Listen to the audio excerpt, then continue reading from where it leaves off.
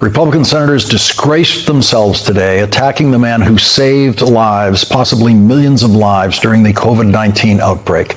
The man who helped speed the development of a vaccine because of the research that he had led and supported on exactly that kind of virus for years before the outbreak of the pandemic, in anticipation of exactly the kind of pandemic that hit the world in 2020.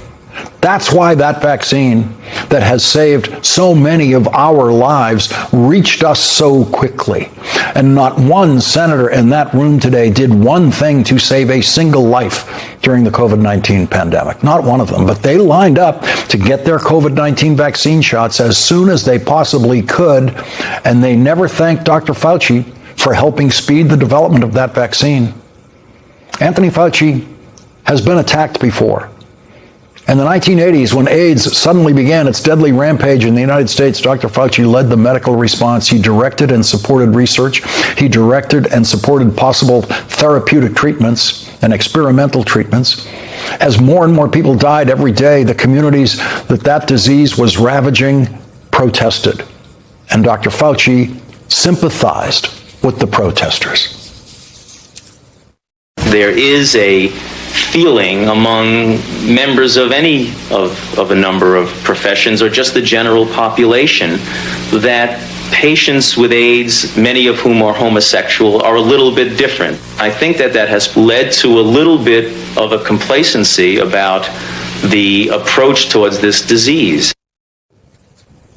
Some frustrated and agonized AIDS activists came to Washington and hung Dr. Fauci in effigy outside his office building, objecting to the pace of his work. Dr. Fauci knew that he had to continue his careful, deliberate, scientific approach, but he also felt compelled to explain what he was doing and why it wasn't happening faster. And so he met with the people who attacked him. Dr. Fauci went to Greenwich Village. He went to San Francisco. He met with AIDS activists there, some of whom were calling him a murderer.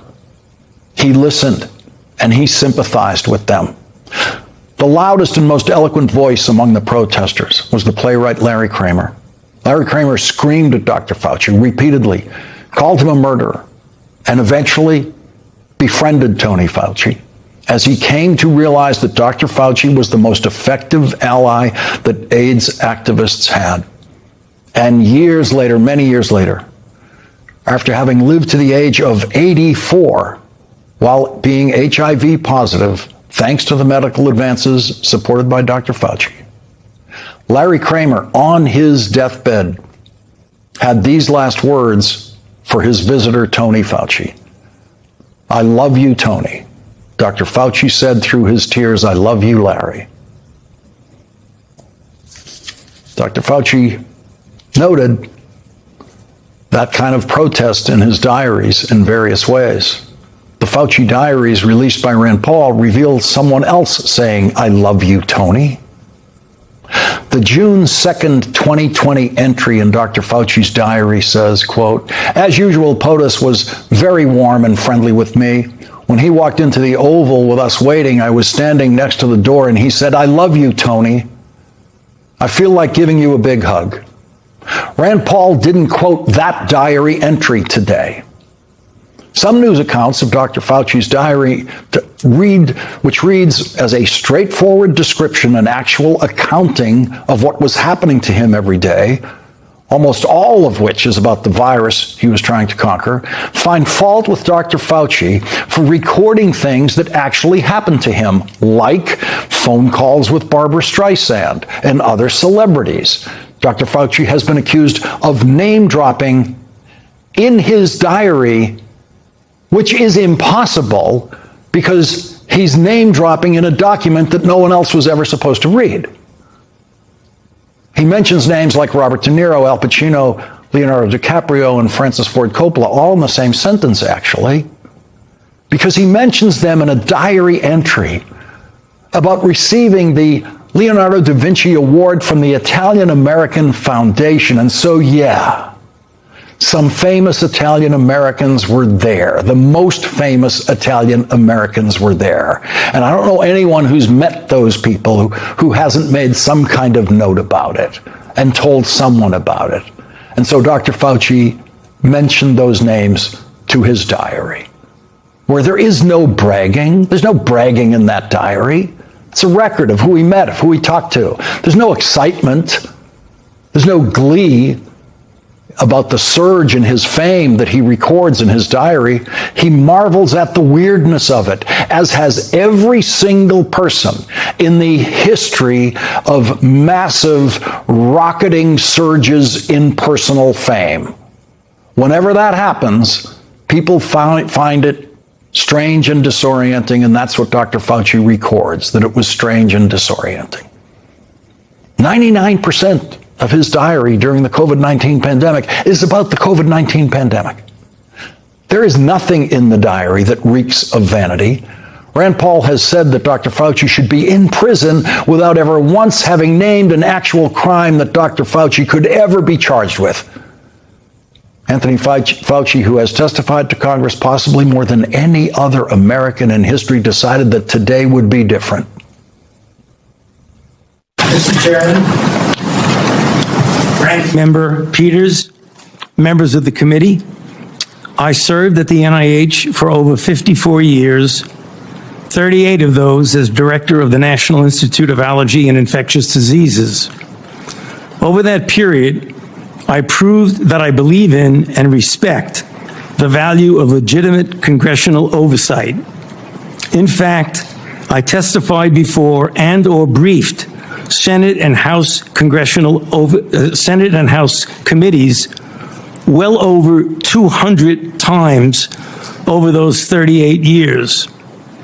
During and after the COVID pandemic, I have appeared multiple times for hearings in the Senate and the House, usually under oath, and sat for several days-long transcribed sworn interviews, answering questions about the very issues that are now the subject of this hearing.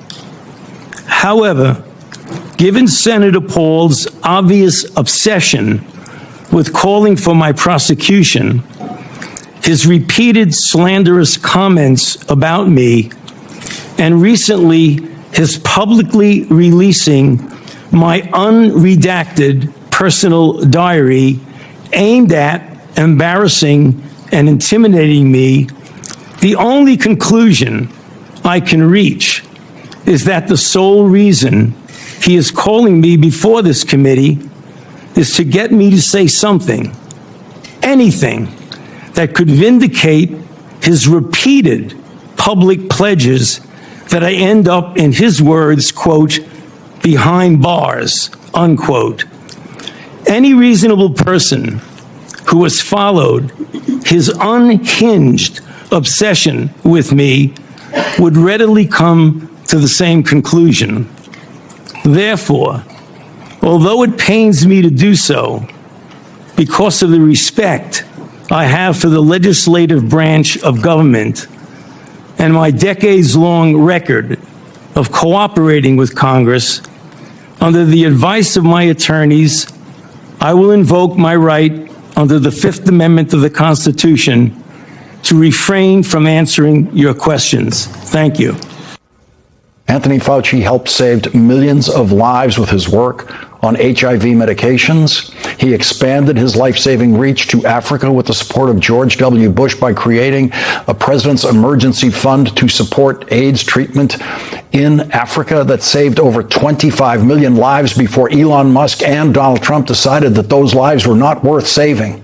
Not one Republican congressional committee, not one Republican senator is investigating how many thousands of people have died because Donald Trump and Elon Musk took their life-saving HIV medicine away. Not one Republican congressional committee is investigating how many babies have starved to death because Elon Musk decided to let food supplies that had already been delivered to Africa rot in warehouses instead of distributing that food to starving people.